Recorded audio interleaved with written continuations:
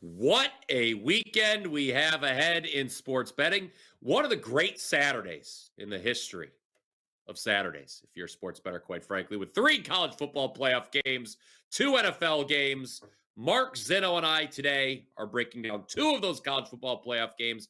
We also have a Mhm. best bet for you in the NFL for Sunday. I am going to warn you now, you will want to hold your nose. It is absolutely disgusting. Zinno was actually the one who Kinda like twisted it. my arm. Normally, I kinda I'm the like it. one who comes to him with these disgusting plays, but Kinda like it. this time it was him. And speaking of I gotta tell disgusting, you. Zinno, I'm going to Yeah, peel go ahead. back the curtain a little bit. We're recording Okay. Thursday night. Okay. I want to bring that up. I'm only peeling back the curtain because we are just minutes removed from a glorious backdoor cover with the Orlando Magic. You gave it out on the show Thursday as your half of the double play. It was a client Mhm. play for both of us. Mhm. Yes. Rejoice. I What the I cat has your tongue listen. now? No, I thought there was more you were gonna say, and I was trying not to interrupt you because, people in the comment section get mad when I interrupt you, as if, like, we haven't interrupted each other for the last 3 years. But neither here nor there. Gotta love the Orlando Magic. I mean, what a roller coaster ride that was. I text you about halfway through the second quarter. It looks like I said, "Looks like I'll be playing against Oklahoma City tomorrow against Miami because they're kicking the crap out of the Magic." And then slowly but surely, like I kept checking in on the game, like looking at the score, like I'm running around the house doing errands and everything else. And I look in and I'm like, oh, they're making a little run here. Fourth quarter. Oh my God, they're down by 3. Okay, here we go. We're good. Then the Magic decide to go, oh, I don't know, 4.5 minutes without scoring a single point. And all of a sudden they're down by 14. At which point in time I started cursing again and shut the game off. Only to get a text about 15 minutes later from Brian Powers said, "You are a damn genius." And I was like, "No way. No way." And then way. Last second three-pointer with like 13 seconds left got us right within 6 points under the 6.5. Give me that hizzle for the cover. Love it. The hizzle for the I don't even know what to The say hizzle. right now. The So I'm hizzle. going to say that I'm going to say The I'm on a hizzle. 12-4 I'm going to say I'm on a 12-4 all I'm a sports run hizzle just from for Shizzle you. Nizzle Dizzle. It's a cover, Okay. bro. We're gonna move past this right now. Yes, that's Okay. true. Hizzle is I like my grape Hizzle is water, definitely a Dan. great one. Thank you, Stop Dan. it. Okay. We are that is in the past. The Orlando Magic are in the past. We now look to the future, Mark Zeno. Yeah. Said it at the open. This is going to be an incredible Saturday. First ever expanded Yes. 12-team college football playoff. We got 1 game Friday, but 3 on Saturday. You are going to start us off by discussing Clemson and Texas. This is the game with Yeah. the biggest spread of the 4 first round matchups. Longhorns, double-digit favorites here. I don't think anybody expected Dabo and company to be in this position 3 weeks ago, but here they are. And this is a Well, classic Mark Zinno handicap, I do believe. yes, which you will hear me say my signature phrase here coming up in a little bit, but check the numbers here. There are 12 and a halfs out there. There are 13s out there. So this is going around, shop around. And I assume as we get closer to kick on Saturday, the numbers are going to change a little bit. So sometimes it is about getting the best of the number. And for this play, yes, the number and the best of it, I think will matter. Because my fear is this. I told you I'm not comfortable laying 11 or 12 with Texas. It's not where I want to be at all. I Mm-mm. don't trust Sark at this point in time. It's hard for me to believe that he can do it, especially after what I saw in the SEC championship game. Clemson as an underdog is very interesting, but Texas's defense can choke anybody out. So I looked at this game and I cut it in half because my feeling is if Texas isn't covering early, they ain't covering late. And I really believe that Clemson can keep this thing close for a half. I really even go back to Clemson the beginning of the year against Georgia, right? Like the game where they ended up getting blown out. I think the final was 34-3, right? But if you go back to that They game covered the with first Clemson, half line. that they did. It was a 6-0 game at half. And so I believe Clemson's defense best effort is coming in the first 30 minutes of this game. I believe they can hold Texas's offense to a limited amount of scoring in the first half. And while I don't think Clemson's going to be able to move the ball, score much on Texas, I would expect it to be a low-scoring first half. And there is a game script for me where Texas's defense, over the course of 60 minutes, wears down opponents later on in the game. They just continually push and push and push and force opponents to make mistakes late, and they can get outside this number somehow. But 7.5 in the first half, which is why I told you to shop around. If Texas isn't, I don't think, listen, again, is there a way where Texas is only up by 3 in the first half and pulls away? Yes. I just don't love that game script. But I don't think if Texas isn't leading by 10 in the first half, they got a great shot to cover in the second one. If they're trailing, they definitely don't. But if Clemson pulls out the game tape from the SEC championship game and saw what Georgia did to Texas's offense and can sort of mirror that, and I think they can because Dabo's that good of a coach, then I think here they can stay within a number in the first half. So we're going to go Clemson plus the 7.5 in the first half. I mean, I would still do it at 7, but I wouldn't do it at 6.5. Right? I'd settle for a push at 7 if that's where it was, but I wouldn't do it at 6.5. So shop around, get the best number you can. If you got to wait till closer to the kick, if you don't get the 7.5 guys or the 7, then just pass. Like, honestly, it's not worth to take a bad number. But I think Clemson's best shot here is to win this one early. I will point our loyal listeners in the direction of FanDuel. But FanDuel not paying me, but I want our listeners to get the best available line, and FanDuel is dealing a 7.5. So it's a pretty popular sports book. If you could bet there, want to bet there, have an account there, go there to bet. Mark Zinno's half of the double play, Clemson plus 7.5, and smash that like button if you agree. I am going to talk about the first game on Saturday. Now, SMU, Penn State. Obviously, as we all know, both teams coming off close losses in their respective championship games. Interestingly enough, Penn State was just always kind of assumed to be in the college football playoff field, Mark, despite not really having a marquee win. That's interesting. SMU, meanwhile, a more controversial inclusion, if you will, getting that last at-large spot over Alabama. I think the fact that the final margin in the ACC championship ended up being close is a little bit overrated. Remember, SMU trailed Clemson 24-7 at half, down 17 entering the fourth quarter. I think it's fair to question, guys, how the Mustangs hold up under a national spotlight. What I do know, both times they closed as underdogs this season, games went over. SMU allowed 44 and 27 in those two games. Not to mention they just allowed 34 to Clemson as a short favorite. Now, I know there's a narrative out there about James Franklin, Mark. I'm sure you've heard it as well. Guy can't win big games, and that narrative has persisted for good reason. He's 7-32 straight up all time for his top 15 opponents. SMU, as you can see, ranked number 11, so they qualify as a top 15 opponent. I'm not sure how I feel about the Penn State defense. Number 8 in points allowed. They have held 5 different opponents to season lows in total yardage. But I always get the sense they're a little overrated due to facing a lot of subpar opponents. Just saw them give up 45 to Oregon. So to me, the only thing I feel comfortable betting on this matchup, Mark Zinno, is the Penn State offense. Team total is 31.5. I think they get over that number. They scored 34 or more 8 times this season. So Penn State team total over. It's going to be my half of the double play. I think they're going to be able to run against SMU. I think they're going to be able to pass against SMU. I just question that SMU defense. They give up 44, my goodness, to TCU. I think Penn State can get to at least 32. So smash that like button if you're in agreement with me there on Penn State team total over in the first of 3 games on Saturday. Oh, you are. Thank you very much. That makes me feel a little bit better. Well, I'm here for you.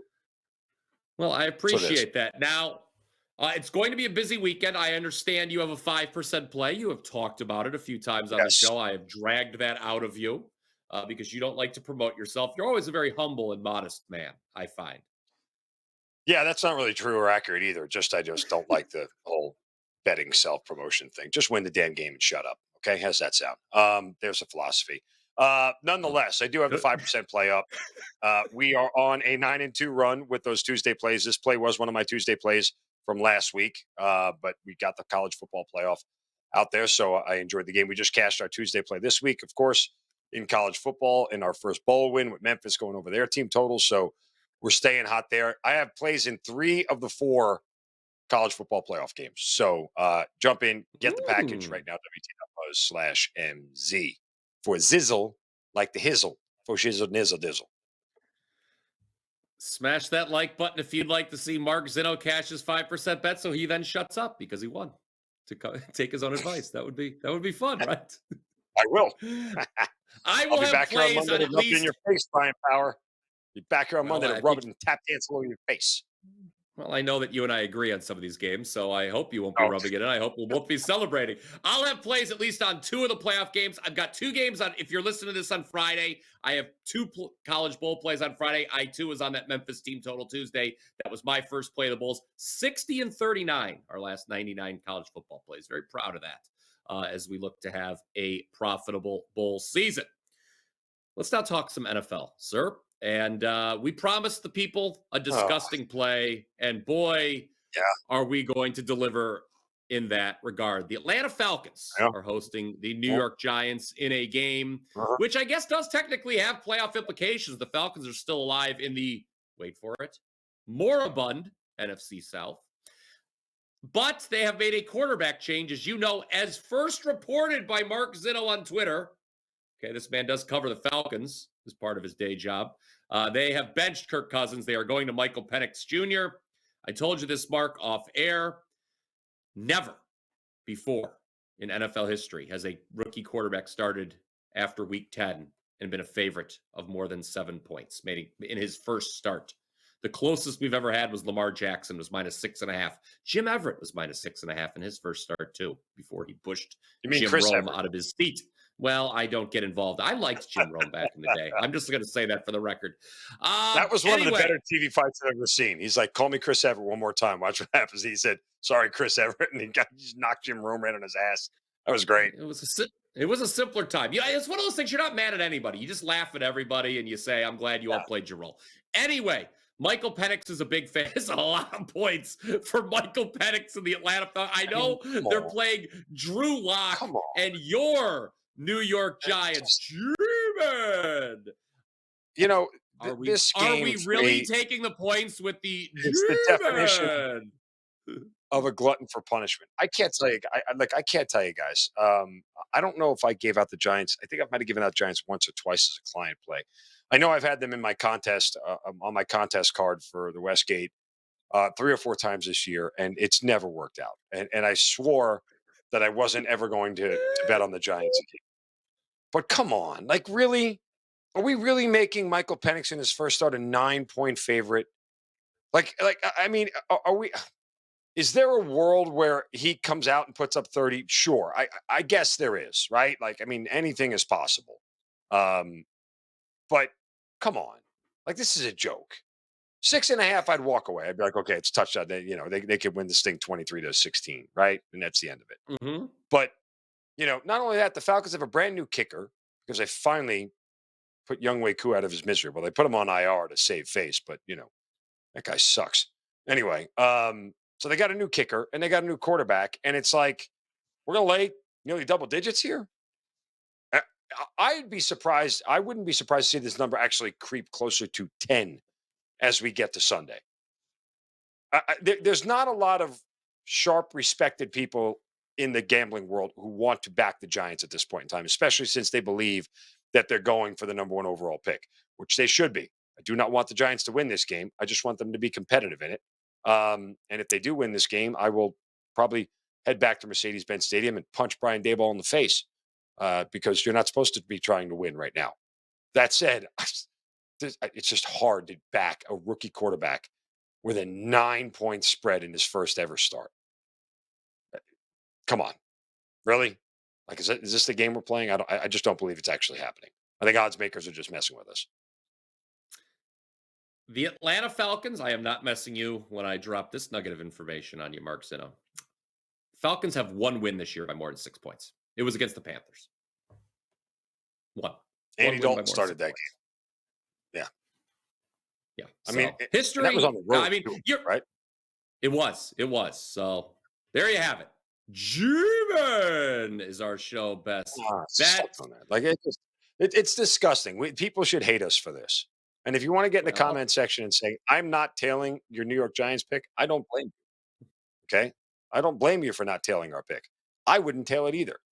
I mean, I might have thought of a banana in a tailpipe. That's what this is here. This is a banana in the tailpipe pick. That's what this is. So if you don't want to tailpipe this. I wonder what your good buddy Raheem Morris would say if he knew what we were saying about this decision and everything. Yes, he would say that you still suck. That he would say. But he would also say, I don't care. I just need to win a game so I don't get fired. That's what he would say. My God, would he say that off the record? Now okay, what are we doing here? Now, this is completely uncalled for. I'm hosting a nice professional show here, and I'm being attacked by the graphics department. Yeah, because when people watch this show, the first word that comes to them, those guys are professionals, both of them. No, Drinking I don't grape think that's water what of a Mountain Dew bottle. That's professional. That looks like tobacco spit in a Mountain Dew bottle. Okay, now let's be honest here, and I think the listeners would concur. Is there anything about this face that says tobacco? No, it's not. I'm just telling you what it looked like. Those sick people. Okay, well, there we go. I mean, that has New York Giants written all over it right there. Just come on. My God. That actually, I'll tell you what. Hey, that did could you be guys Brian know? Daboll. That could be Brian Daboll. Okay, hold on. That could be Brian Daboll if you come after him right there. That's going to be Brian Daboll's disguise if he hears you're after him. Did you guys know that over the last 3 years, he's number one in return on investment at WagerTalk? Okay. You know that?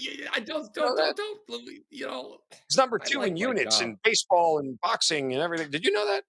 Did you guys know that? I don't believe he handicaps boxing. I don't believe he handicaps boxing. But if you would like boxing selections, I don't know who the hell. Kevin Dolan. I like Kevin. I haven't talked to Kevin Dolan in a while. But I'll tell you what, site-wide, doesn't matter the handicapper, Mark Zinno, myself, anybody else. Right now, if you buy a 30-day all-access package, we'll extend that deal all the way through the end of January. What a deal that is. $299. And you get every bowl play. Joe Ranieri.